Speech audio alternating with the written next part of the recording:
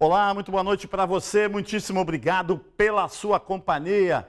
Hoje é segunda-feira, 21 de setembro e mais uma vez, como sempre, sob a indispensável proteção de Deus, o nosso Fala Baixada de hoje está no ar e é um Fala Baixada especial.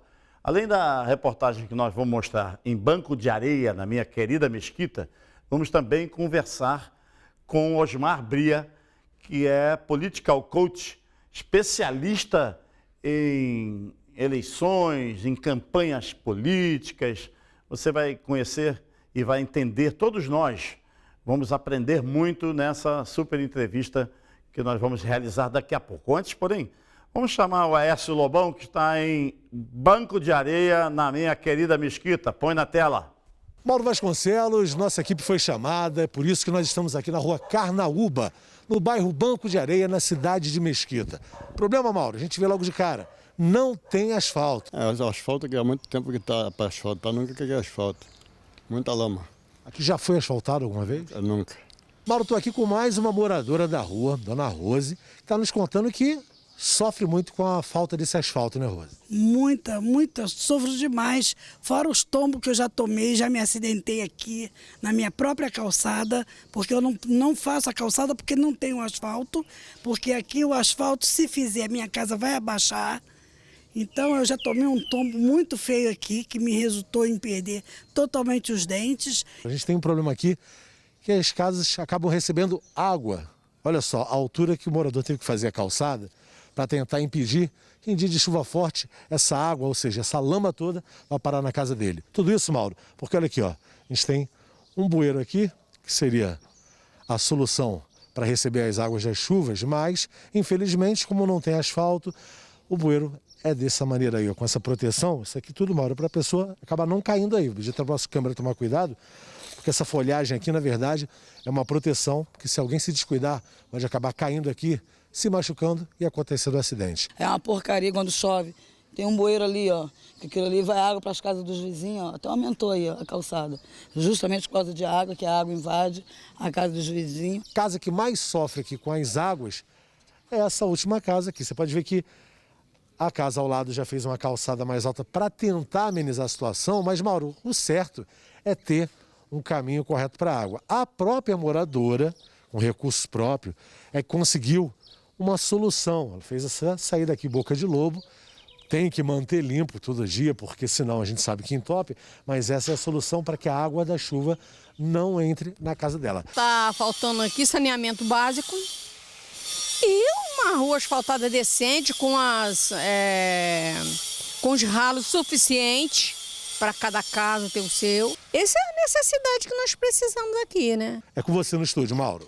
O povão está sofrendo demais lá no Banco de Areia, não só essa rua, mas muitas outras. E não é exclusiva responsabilidade de prefeitos ou de governadores ou de secretários, não. A nossa gente, na hora de escolher, muitas vezes escolhe mal. Às vezes nós acertamos, às vezes nós erramos, mas isso é do processo eleitoral. Hoje, por força da lei eleitoral, e nós cumprimos rigorosamente o que preceitua a legislação eleitoral, nós não podemos falar nome de prefeito, nome de vereador, de vice-prefeito, mas quem mora em Mesquita sabe que esse abandono tem nome e sobrenome, né, gente? Eu não sei se é da agora, se é de antigamente, se é do tempo todo. Todas as pessoas responsáveis por esse abandono, e aí eu vou lembrar que isso a gente pode falar, o governo do estado, nunca um governo esteve tão ausente da Baixada Fluminense como esse governador, com licença da má palavra, esse Wilson Witzel, né, gente? Brincadeira. Agora, vamos esquecer dele, vamos cobrar do atual governador Cláudio Castro, que venha urgente a Mesquita, que venha urgente a Nova Iguaçu, que tenha um olhar para a Baixada Fluminense, para a região de Niterói, São Gonçalo e por aí afora, para a zona oeste do Rio de Janeiro. Vamos olhar para o povão que mais necessita da presença do poder público. Eu fico olhando, o governo do estado tem ali o DR. O DR tem várias usinas de asfalto pelo estado afora. Tem na região de Campos, Itaperuna, tem no noroeste do estado, tem tudo quanto é lugar em Volta Redonda, tem aqui na Baixada Fluminense, tem na capital. E aí fica transformar o DR num balcão de atendimento político. Alô, governador Cláudio Castro, não entra nessa mesma linha daquele seu colega de chapa, né? Porque eles eram juntos, tá, gente? Vamos ficar ligados nesse vice-governador que atualmente é o governador do estado. E vamos cobrar para que o DR funcione de verdade. Não adianta ser uma fábrica de asfalto bosta, um asfalto sem nenhuma qualidade. Tem que ter qualidade no asfalto que fabrica. Aí não, atende o deputado tal, manda o município, aí vai aquele montão de asfalto, aí joga ali daqui a pouco, depois de 3, 4, 5 meses, parece um asfalto ecológico, nasce capim no asfalto. Bota uma casquinha de asfalto, a gente começa a bater palma, agora sim, asfaltou a minha rua. Não. Você da rua Carnaúba, aí no Banco de Areia, não aceite asfaltar com asfalto de má qualidade. E os governantes, né, precisam ouvir os moradores, ele é que sabe, são os moradores que sabem a real necessidade do bairro. Daqui a pouco, depois do nosso intervalo, vou conversar com Osmar Bria. Daqui a pouquinho, é rapidinho, a gente volta. Só existe um lugar onde o dinheiro vem antes do trabalho. No dicionário. Pioneirismo, qualidade de ensino, excelência nas instalações, responsabilidade social e consciência ambiental. Venha para a Unig. Seu futuro começa na mais bem preparada Universidade da Baixada e do Noroeste Fluminense. Unig, Universidade Iguaçu. Estamos de volta com o nosso Fala Baixada, agradecendo imensamente o prestígio da sua companhia. Estou aqui com Osmar Bria, especialista nessa época, então, muito requisitado por várias campanhas políticas pelo Brasil afora, né, Bria? Quero muito agradecer a sua presença aqui. Eu sei que você está muito atribulado, largou os seus afazeres para vir aqui conversar sobre vários assuntos de interesse, não só de político, mas da nossa população também. Muito obrigado pela sua presença aqui no nosso Fala Baixada, viu? Na realidade, Mauro, eu aqui agradeço, né? Agradeço a você, agradeço a oportunidade de estar falando aí com o seu telespectador. A gente sabe que o seu programa é um líder de audiência. A Baixada Fluminense tem você como referencial, né? E vendo justamente o primeiro bloco do seu programa, a gente tem a oportunidade de perceber que nós dois, na realidade, nós temos o mesmo objetivo: colocar o ser humano, o agente político, né, a população consciente do que está acontecendo ao lado, tão pertinho da gente. Isso é mudar o Brasil. Pouco antes do programa, não sei se eu estou me estendendo muito, mas é que me chamou a atenção isso. Pouco antes do programa você falou: eu quero que o meu repórter sinta a dor do próximo. É verdade. Não é verdade? E essa é a maior característica comportamental, de mudança de comportamento, de mudança que o Brasil precisa. É justamente sentir a dor do próximo. Bria, com essas novas tecnologias, né, que a gente tem o mundo assim em nossas mãos, você acha que a população vem aproveitando pouco essa tecnologia para prestar atenção, principalmente nesse momento político, né, quando a gente vai para a urna, quando vai votar, quando vai decidir o destino da cidade, o destino do parlamento? Muita gente não se liga muito na eleição municipal. Mas todos nós moramos no município. Ninguém mora no estado, ninguém mora na União, né, no governo federal. Todos nós moramos no município. E na hora de escolher o governante, muitas vezes a gente erra. Na hora de escolher também o parlamento municipal. Concorda com isso? Concordo plenamente com você. E veja, o vereador, ele é o primeiro representante, né, político, digamos assim, que é onde nasce, né, a democracia. É com o vereador, é com a eleição do vereador, né?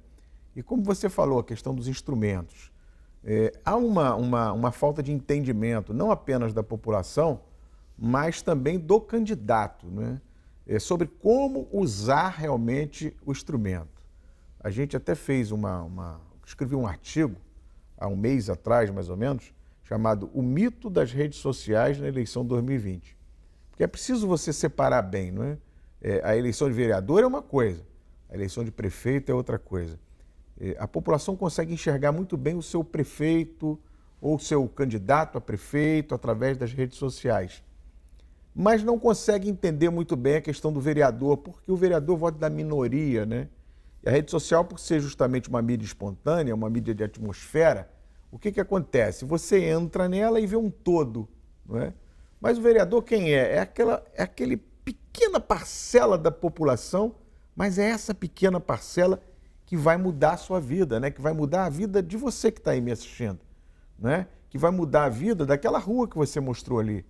É ele, o vereador, que vai justamente defender a sua vontade, defender o seu desejo, que aí sim vai chegar até o prefeito, aí o prefeito está lá nas mídias sociais, está investindo um caminhão de dinheiro, porque são meia dúzia de candidatos, não é? Dependendo do município, são 3, 4 candidatos. Então, você sabe o nome de todos eles. Mas você vê, numa cidade, nas 200 maiores cidades do Brasil, você tem aí 500, 600, 800 mil candidatos a vereador. Então você não consegue, né? Você como eleitor, eu vou escolher o meu candidato a vereador. Aí abre a rede social para escolher. Isso não existe, né? Então, quando você acompanha, por exemplo, eu penso, não sei se tenho razão, você me corrija se eu estiver errado, todo candidato, todo pré-candidato, quando ele se torna candidato, ele se julga eleito. É natural que senão você não seria candidato se ele não achasse que tinha possibilidade de ganhar a eleição. Mesmo aquele com possibilidade próximo de zero, que a gente olha e sabe que o sujeito não tem nem cacoete para pedir voto ou para entrar numa campanha política, ainda assim, ele se julga eleito. Nesse momento, você que acompanha, que participa ativamente, que orienta candidatos, partidos, que é palestrante, é especialista, é um coach nessa área, mesmo assim, você acha que esse candidato tem alguma possibilidade ou não? É interessante essa sua pergunta, sabe, Mauro? Para você que está me ouvindo, que por acaso é candidato, e até para quem não é candidato, mas tem essa curiosidade, o que o Mauro falou é uma grande verdade, né? O cara, no momento que ele se transforma em candidato, que o primeiro cidadão encosta do lado dele e fala assim, vereador, porque o cara já chama o outro de vereador, né? Ele se engrandece, ele se enche, né? Atende na hora. Atende na hora, ele parece que está assumindo o mandato realmente antes da eleição, né? Mas é a premissa, né, Mauro? A gente tem que acreditar que a gente pode. A gente tem que acreditar, a vida é assim. Existem algumas crenças que te limitam e outras crenças que te possibilitam as coisas, né? E você acreditar que você é capaz, você acreditar que você vai vencer, é lógico que isso é o ponto de partida. A partir daí você gera motivação em você e nas pessoas, né? E ajusta o foco. Agora, o candidato a vereador ele tem uma coisa interessante, porque normalmente é um cara gente boa, né? É aquele cara que todo mundo gosta dele, né? O cara até fala isso. Mas é o tal negócio, as pessoas se aproximam de você. Tem um primeiro, um segundo contato numa reunião com você e você não consegue passar essa sua mesma fé para as pessoas que te rodeiam, essas pessoas perdem imediatamente quase que a motivação, né? Porque elas percebem o seguinte, então, o cara está acreditando muito, mas ele não me mostrou que ele vai ser eleito.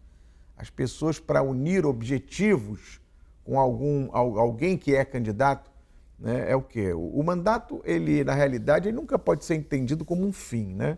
O mandato é um meio para que você alcance um propósito, para que você alcance um objetivo.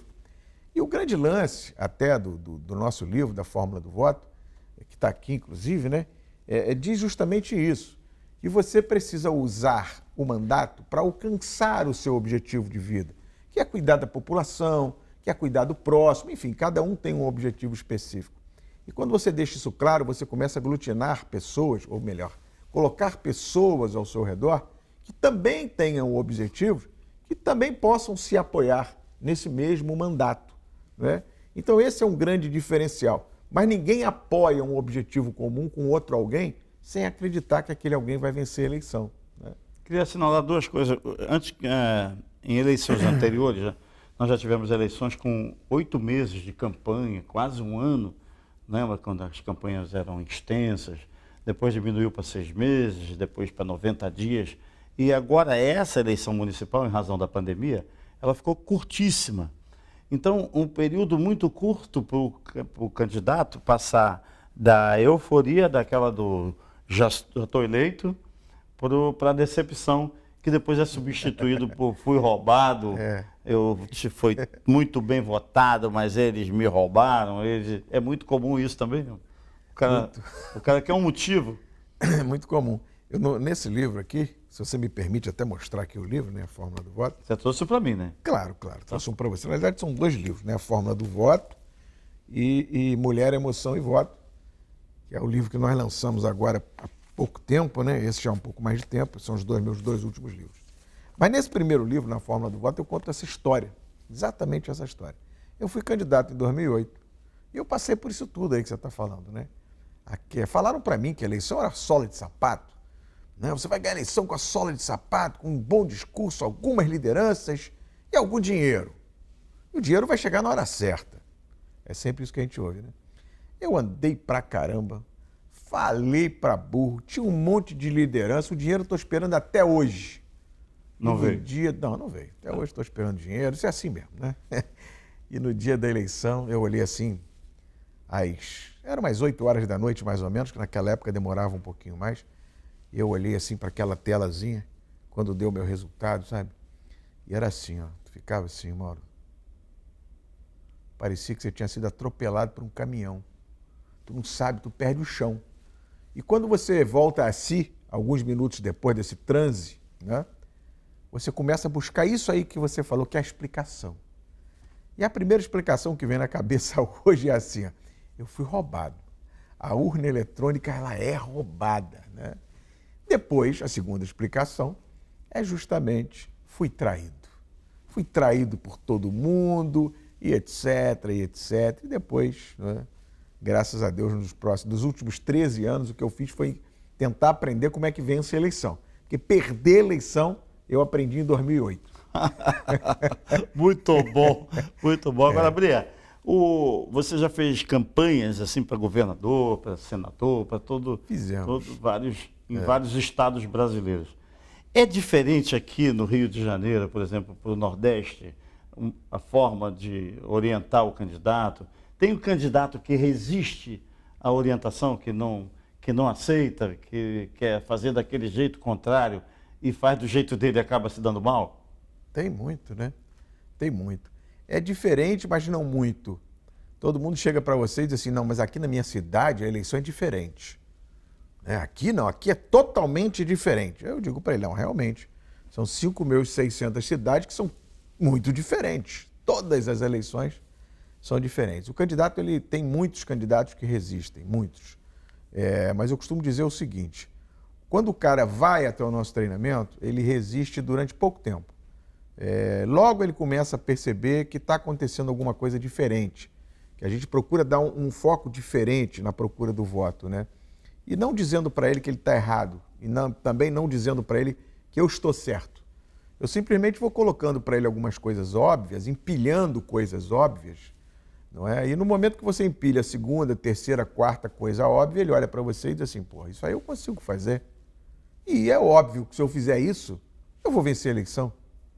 Então você vai empilhando o que é óbvio, não é? De uma maneira muito simples, eu acho que você até comentou antes da gente começar o programa, o 1 a 1, né? O relacionamento 1 a 1. 1 a 1 ele continua sendo diferencial, você não pode esquecer isso. Onde está o voto? Do seu lado, com a pessoa que dorme com você. Aí tu abre a porta do quarto, você encontra a sala, você encontra o outro quarto. Quem são essas pessoas? Essas pessoas são agentes políticos que durante uma vida inteira desenvolveram um relacionamento. Política é relacionamento. O que você quer no dia da eleição? Transformar relacionamento em voto, né? Então, o voto, ele nasce, em 95% das vezes, numa campanha proporcional, ela chega a quase 100% das vezes. O voto nasce do amor de alguém por outro alguém. Isso é poético, né? Mas é verdade. O voto nasce do amor de alguém por outro alguém, né? Se a minha mãe me ama, ela votaria em você, Mauro. Só pelo simples fato de que eu dissesse para ele, mãe, vota no Mauro. Mauro é meu amigo. Você votando nele está me deixando feliz. Começou o quê? Do amor da minha mãe por mim e do meu amor por você, meu candidato. Não é? Então o voto é um triângulo amoroso. No momento que você faz com que o voto se transforme num triângulo amoroso e o agente político, o coordenador, como você queira chamar, o seu amigo, enfim, se transforme num cupido eleitoral, está formado o triângulo amoroso do voto. O que você tem que fazer é criar volume e direcionar, né? Direcionar as pessoas. Bria, queria falar contigo também uma coisa que você citou aí, uma palavra que me ocorreu também, que é a questão da fé. O sujeito tem que ter perseverança e fé, porque às vezes ele é candidato uma vez e abandona, não quer saber mais disso, não quer mais saber. Aconteceu com o Antônio Hermídio de Moraes, né? Que era em São Paulo, o cara que ia ganhar a eleição disparado e depois não quis mais saber de política. Não me fale de política, eu não quero saber disso. O próprio Silvio Santos, apresentador de TV, dono da TV, que achou-se que ele era o cara que ia consertar o Brasil depois que ele percebeu que isso não é comigo, não quero saber disso.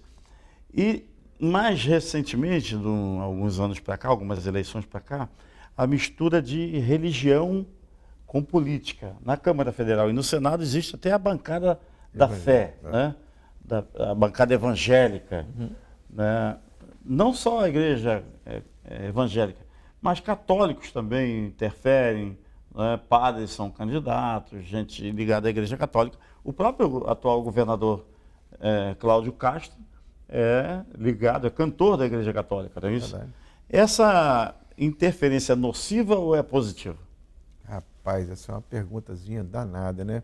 Eu acho assim, todas as camadas da sociedade, elas precisam estar representadas, não é? E a camada evangélica também precisa estar representada, eu não tenho nenhuma dúvida disso. Eu acho que o nocivo ou o positivo, ele está muito realmente da ética, né? Do interesse de cada um. O cara é pastor, ótimo. O cara é padre, excelente. O cara é taxista, excelente também, né? O cara é dono de uma mercearia, maravilhoso, né? As mulheres precisam estar representadas também. O que eu vejo, Mauro, especificamente, é que existem pessoas de bem. Existem pessoas que realmente têm compromisso com o bem comum, não é? E eu vejo que é isso que é importante. A questão da religião dentro da política, ela vem, sim, traduzir uma grande parte da população que tem na religião quase que uma prioridade de vida, né? O nosso povo ainda é um povo muito sofrido. Então, a esperança de dias melhores, muitas vezes, estão depositados realmente na religião, porque o cara não consegue ver no dia a dia dele a melhora. Ele consegue, infelizmente, ver o dia a dia dele melhor no momento que ele está na igreja. O momento em que a sua imaginação é alçada a alguma coisa além da vida, não é? O que a gente quer, realmente deseja, é que a bancada evangélica ela tenha um compromisso de transformar a vida do cidadão, não no paraíso, né? Mas numa vida com dignidade aqui na terra. Né? A gente não espere morrer para ir para uma outra esfera, para nessa outra esfera a gente procurar a dignidade e o paraíso. Eu acho que a gente tem que sim cobrar da bancada evangélica, cobrar do taxista, cobrar do comerciante que está no Congresso Nacional, nas assembleias, enfim, nas câmaras de vereadores, mas cobrar sim que eles tenham um compromisso com a dignidade humana. E essa passa por todos nós. Pegando um gancho no que você está falando, eu vejo que falta mulher. Falta mulher exercendo mandato. Falta mulher exercendo cargos de poder realmente público, né? Isso sim é uma sociedade que está cambeta, não está sendo representada, né? 15% das mulheres apenas ocupam cargos públicos e mandatos eletivos. A gente vê, por exemplo, não sei se você tem esse dado, mas dos 5.600 municípios, você tem quase 1.300 municípios que não tem uma mulher na sua Câmara, não é? Você tem aí 77 mulheres eleitas em 513 deputados, 12 senadoras em 81, então você não passa do patamar de 15% das eleitas, né? E todos nós sabemos que de 51% a 52% da população são mulheres, é feminino. O próprio Tribunal Superior Eleitoral tem feito uma campanha incentivando o voto em mulheres, né? Sim. Bria, queria te pedir licença por alguns minutos para o nosso intervalo e propor que já no segundo bloco nós possamos conversar sobre um ponto que eu reputo muito importante, que é o do convencimento. Eu penso assim, você acredita no que você vê, no que você ouve ou no que te contaram? Vamos saber disso daqui a pouco com Osmar Bria. Rapidinho a gente volta. Só existe um lugar onde o dinheiro vem antes do trabalho. No dicionário. Pioneirismo, qualidade de ensino, excelência nas instalações, responsabilidade social e consciência ambiental. Venha para a Unig. Seu futuro começa na mais bem preparada Universidade da Baixada e do Noroeste Fluminense. Unig, Universidade Iguaçu. Estamos mais uma vez de volta com o nosso Fala Baixada, conversando aqui com Osmar Bria. Ô Bria, ainda nesse tema da representatividade da mulher, da baixa representatividade política das mulheres no parlamento, você citou na maioria das cidades do Brasil todo, nas câmaras municipais, nas prefeituras, no governo estadual, nas assembleias legislativas, na Câmara Federal e no Senado. Verdade. Por que acontece isso? Por que a mulher não vota na mulher? Pois é, rapaz, é uma coisa que a gente se questiona, que a gente se pergunta, por que acontece isso, né? Você vê que a necessidade da eleição da mulher ele exercer o cargo político, né, é tão grande que até atualmente você tem a lei exigindo 30% de candidatura do gênero oposto, que no caso são sempre as mulheres, né? É sempre uma briga para você procurar a mulher e colocar a mulher como candidata, e principalmente colocar a mulher em condições de vencer a eleição. Porque veja, se 30% das mulheres das chapas são obrigatoriamente femininas, tendencialmente você teria que ter pelo menos 30% das mulheres exercendo o mandato, e hoje a gente encontra metade disso, né? O que já é ruim, 30% já seria ruim, 15% é menos ainda. Eu vejo que você tem primeiro que a mulher é muito competitiva, elas competem entre si. Isso, infelizmente ou felizmente, não sei, faz parte, né? É muito engraçado, até quando eu saio com a minha esposa, ela vai, ela olha, ela se penteia e tal. Fala, meu amor, você está linda, meu amor. Você está maravilhosa. Aí ela olha para mim, você está mentindo para mim. Eu não estou mentindo, você está maravilhosa, você está linda. Né? E aí eu fico me perguntando, se eu estou dizendo para minha mulher que ela está linda, que ela está maravilhosa, o que mais que ela quer? Ela é minha mulher, né? Mas não, é porque ela sabe que ela vai chegar na rua, ela vai encontrar outras mulheres. É uma coisa doida isso, né? E é difícil isso realmente. Então tem a questão da competitividade feminina.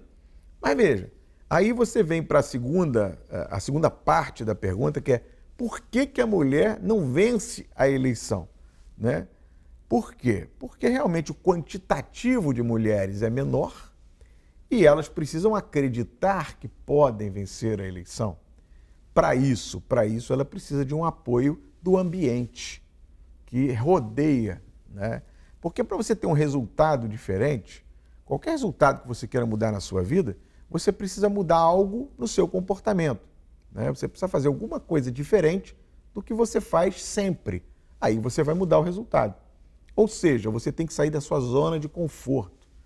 A mulher, para sair da sua zona de conforto, ela recebe da própria sociedade, principalmente as mulheres de classe D e E, que são aquelas que realmente a gente vê ainda uma representatividade menor ainda, né?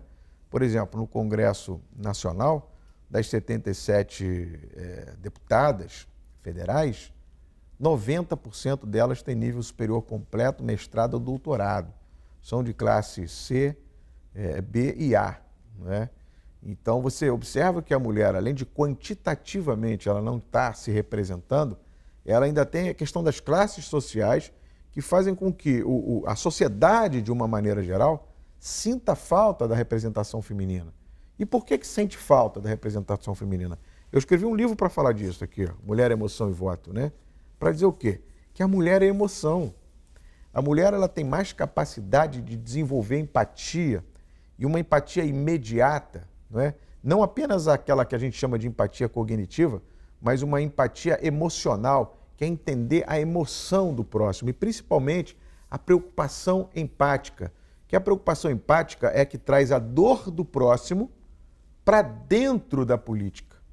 Então, como a mulher tem muito mais ativado, até dentro das análises que foram feitas através de ressonância magnética cerebral, se trabalha muito isso hoje, observou-se que o quê? O cérebro feminino, na parte que diz respeito à emoção, que a gente chama de cérebro límbico, ele é mais desenvolvido do que o cérebro masculino.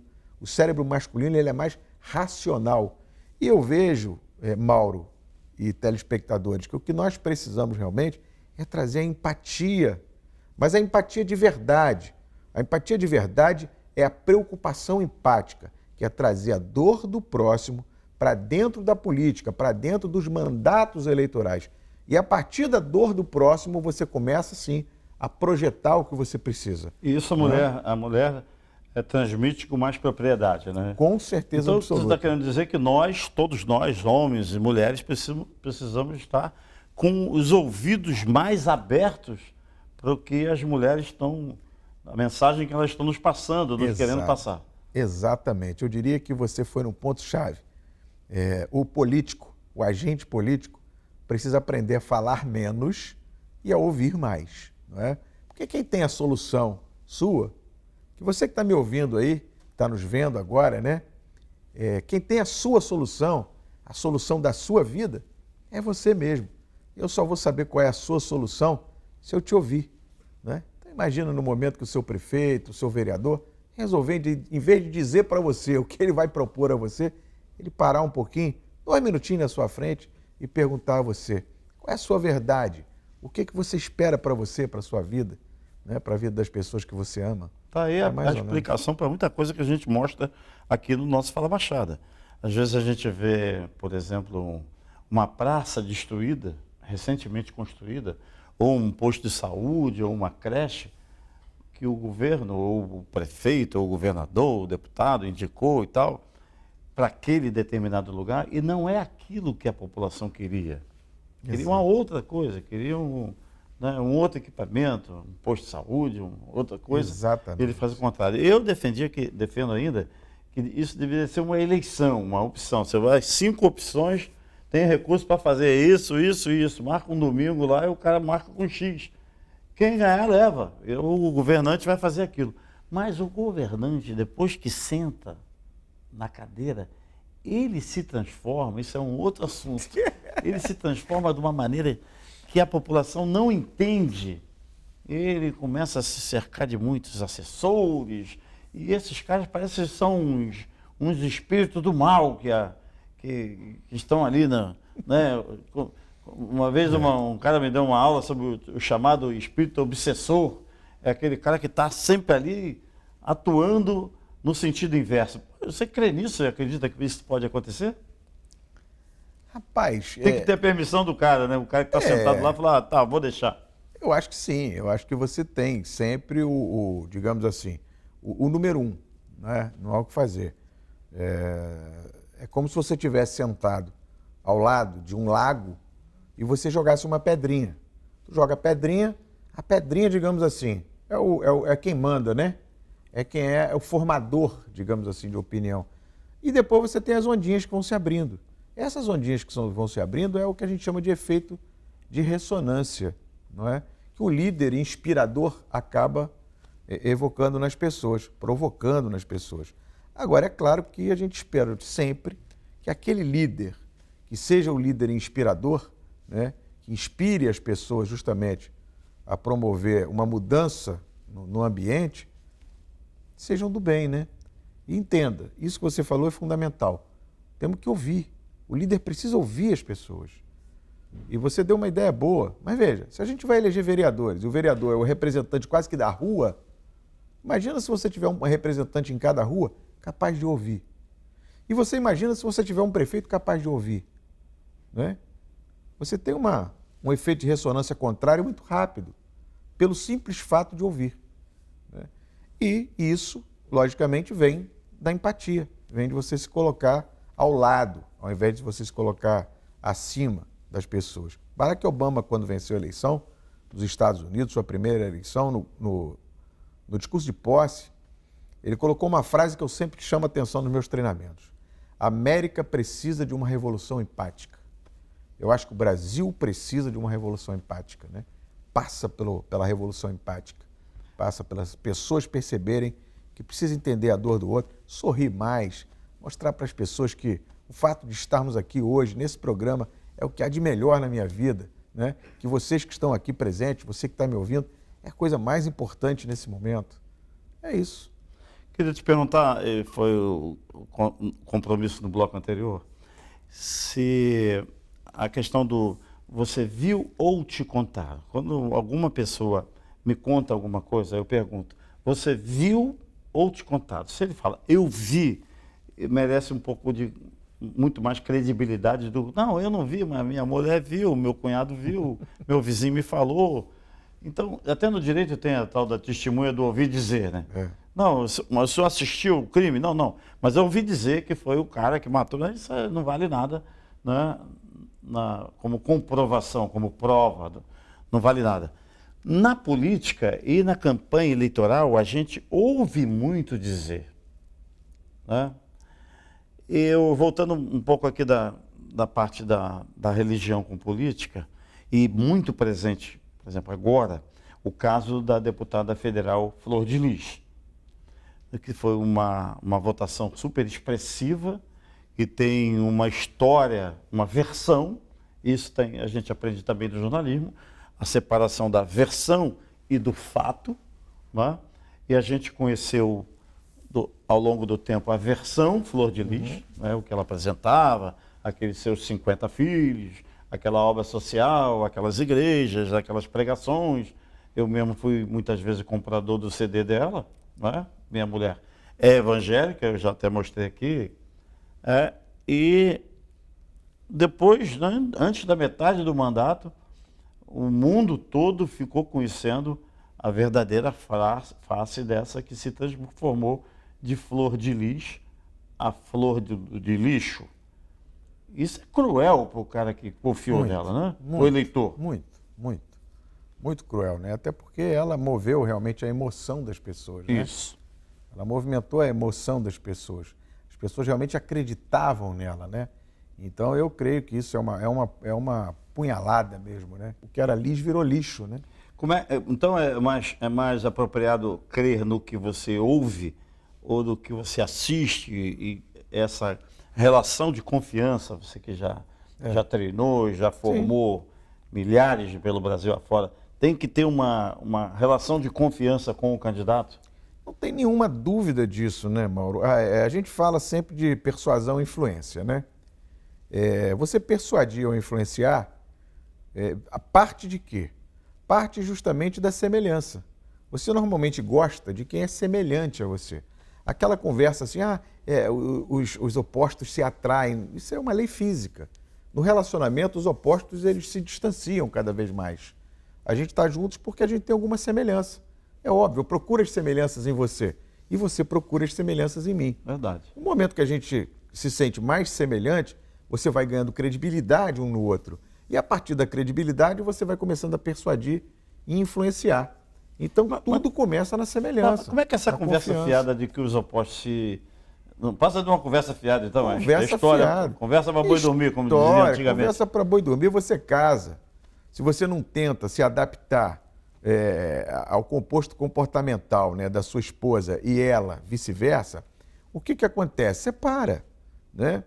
Então, você vê, muitas vezes, um casal com 50 anos de casado, 40 anos de casado, você diz assim, parecem irmãos. Verdade. Porque para eles ficarem 40, 50 anos juntos, eles foram fazendo o quê? Criando uma adaptação comportamental. E no momento que estão juntos, principalmente, não é? Os comportamentos se assemelham cada vez mais. Isso tudo é o quê? É uma adaptação comportamental. No momento que você confia em mim, eu passo a ter mais chance de persuadir você, influenciar você, não é? O treinamento do político em si, ele passa muito por isso. Aí você fala assim, poxa, mas então você está ensinando o cara a enganar as pessoas. Não pelo seguinte, porque quando eu dou a você o que você deseja a nível comportamental, eu também tiro de você o que você tem de melhor. Então, no momento que você ajusta o comportamento ao próximo, você está dando ao próximo não aquilo que você gostaria de receber, mas aquilo que ele gostaria de receber de você. Então, esse ajuste comportamental é que faz com que alguns vençam e outros não vençam. E cria a relação de confiança. E cria a relação de confiança que vai, em algum momento, gerar o voto. Bria, infelizmente nós estamos na reta final do nosso programa, não sem antes falar de um assunto presente em todas as eleições, que é a compra do voto. Isso é uma parte cruel e que a gente vê continuar presente em todas as eleições e não vai ser diferente na eleição municipal. Uma vez a gente entrevistando aqui no Fala Baixada o ex-presidente do TRE, desembargador Luiz Sveiter, eu perguntei a ele sobre compra de voto. Ele falou claramente, se não tiver, palavras dele, se não tiver outro jeito, se você estiver precisando de comprar um botijão de gás ou um remédio para o seu filho, ou uma emergência qualquer, pegue o dinheiro, mas não vote nele. Escolha outro candidato. Você concorda com essa afirmativa do desembargador? Ele foi muito forte, né? Ele foi em situações extremas. Porque no momento que você está sofrendo e coloca ainda um filho em sofrimento, eu diria que você é capaz de muitas coisas, inclusive de vender o seu voto, não é? E ele falou uma coisa correta. Hoje em dia você não precisa mais vender o seu voto, não é? E votar realmente naquela pessoa que comprou. E nem você precisa achar que isso é uma falta de ética, não é? Porque ética é quererem comprar o seu voto. A população já percebeu isso. Isso que o Sveiter falou para você há algum tempo atrás, a população já percebeu isso. Antigamente você comprava um voto, ganhava um voto. Né? Hoje você tem que comprar 5 votos para ganhar um voto. Então foi ficando muito cara a eleição. Essa eleição, por ser uma eleição de vereador, a boca de urna ainda acaba ficando muito presente, né? Porque muitos municípios você vê essa eleição com 1.000, 2.000 votos. Então, mesmo você tendo que comprar 10.000 votos para ter 2, acaba acontecendo. Né? Mas as eleições de deputado, por exemplo, você já vai reduzindo muito. Começa a reduzir muito, porque o cara não tem jeito. O cara pensa, tem que fazer 30, 40 mil votos. Como é que eu vou comprar 200 mil votos? Não dá. Né? Mas é uma lástima, é uma tristeza, infelizmente. A população que acaba sendo atingida é a população mais carente, o que é assim um crime cada vez maior. Eu não diria nem que é um crime eleitoral, né? É um crime da alma, porque é você aproveitar a necessidade do outro para usufruir daquela necessidade, para burlar um sistema e depois justamente punir, né, o cidadão que vendeu o voto com o quê? Com descaso. Porque você praticamente fica sem nenhum tipo de compromisso, né? E o compromisso é a palavra-chave da eleição. Eu acho que quando você... Eu brinco muito isso, no meu treinamento eu tenho a anatomia do voto. A anatomia do voto é o quê? Simpatia, intenção do voto e o voto. A simpatia ela é a base do voto, não tem jeito. Para você criar a intenção, você tem que ter a simpatia. Né? Se eu não tenho a sua simpatia, como é que você vai ter a intenção de votar em mim? E o momento que a gente cria essa intenção é o momento que você gera o quê? O compromisso.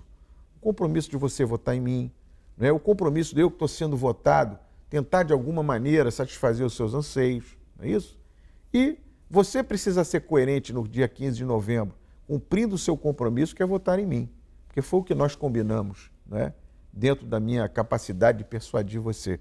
Agora, eu, eleito, preciso também ser coerente em cumprir o meu compromisso com você, eleitor, que votou em mim porque acreditou em mim, ou acreditou em alguém que me amava e conseguiu convencer você em votar em mim. Então, compromisso é a palavra-chave e é justamente o compromisso que você vende no momento que você vende o seu voto, né? Então, é muito triste isso e é por causa disso que a gente vê aquelas matérias que você exibiu aí no início e que você tem esse compromisso, mostrar para toda a população da Baixada Fluminense o que acontece aqui, o descaso com o compromisso. Né? Osmar Bria, conversei com ele aqui no Fala Baixada. Quero deixar nossas câmeras inteiramente à sua disposição e já te convidando para voltar aqui, viu, Bria? Eu fico todo bobo, né? Um amigo, parece até música, né? Um amigo me falou, mas não é isso não. Um amigo me falou o seguinte, rapaz, você vai no programa do Mauro, o programa do Mauro é o programa que tem a maior audiência na Baixada Fluminense. Eu falei, rapaz, eu vou, o Mauro me convidou para ir lá no programa dele. Então eu fico todo bobo de estar aqui com você, fico muito feliz de estar com você aí me assistindo. O que a gente quer realmente é mudar o Brasil, viu, Mauro? nós estamos juntos nisso, através justamente da mudança comportamental, né? Da mudança comportamental do político, trazendo a empatia para dentro da política, da mudança comportamental do eleitor, entendendo claramente o que é o voto, né? Por onde passa o voto, aonde leva o voto. E esse é o nosso trabalho pelo Brasil todo. E eu estou no lugar onde eu queria estar agora, exatamente agora. Estou ao seu lado, no seu programa, falando com as pessoas que estão nos assistindo, que nesse momento são as pessoas mais importantes, tanto para mim como para você. Eu tenho certeza disso. Esse programa foi feito para eles, com todo o nosso carinho, com toda a nossa emoção, com toda a nossa dedicação. E é isso aí que eu queria dizer para você. Estou todo bobo por estar aqui com você, mas também por estar com você e quero te dar os 2 livros. Me dá meu livro, meus livros. É esse aqui. Conversei com Osmar Bria. Aprendemos muito, não é, gente? O Fala Baixada é assim. Compromisso com a verdade, compromisso com você. Muitíssimo obrigado pelo prestígio da sua companhia. Um grande abraço e até amanhã.